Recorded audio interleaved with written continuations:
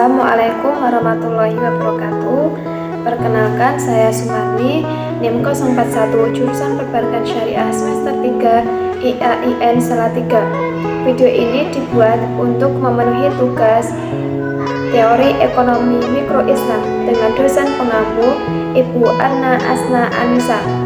Dalam video kali ini, saya akan menjelaskan sedikit tentang struktur pasar dalam Islam. Struktur pasar dalam Islam terdiri dari dua bagian, yaitu pasar persaingan sempurna dan pasar persaingan tidak sempurna. Struktur pasar yang islami adalah pasar yang menciptakan tingkat harga yang adil.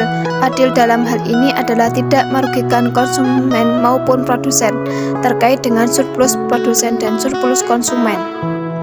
Pasar persaingan sempurna. Pasar persaingan sempurna menurut Islam adalah struktur pasar yang ideal terjadi, di mana penentuan harga sepenuhnya karena interaksi antara permintaan dan penawaran, bukan dari intervensi pemerintah. Contoh pasar persaingan sempurna yaitu pasar yang menjual beras, pasar yang menjual gula, pasar menjual sayuran. Selanjutnya, pasar persaingan tidak sempurna.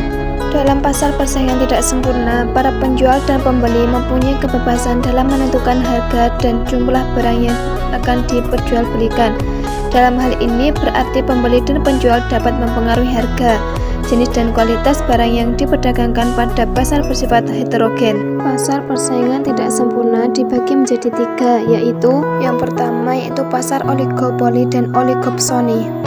Pasar oligopoli adalah pasar yang hanya ada beberapa penjual dan tidak ada penjual yang berkuasa segala-galanya. Pasar oligopsoni adalah jenis pasar yang hanya ada beberapa pembeli. Contoh pasar oligopoli dan oligopsoni yaitu industri penerbangan, pabrik rokok, pabrik semen, dan lain-lain. Pasar persaingan monopolistik. Dalam pasar persaingan monopolistik terdapat banyak penjual dan pembeli. Penjual bisa melakukan monopoli karena keistimewaan produk masing-masing. Pembeli bebas menentukan pilihannya dalam berbelanja. Jadi pasar ini ada unsur persaingan dan monopoli.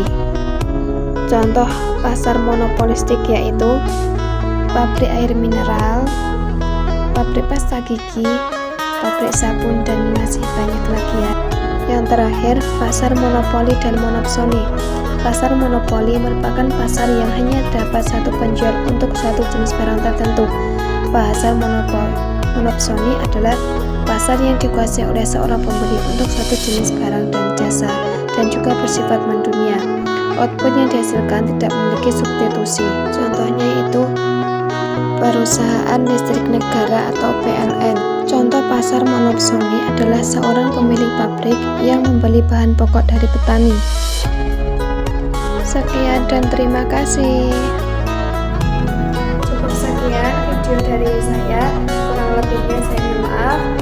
Wassalamualaikum warahmatullahi wabarakatuh.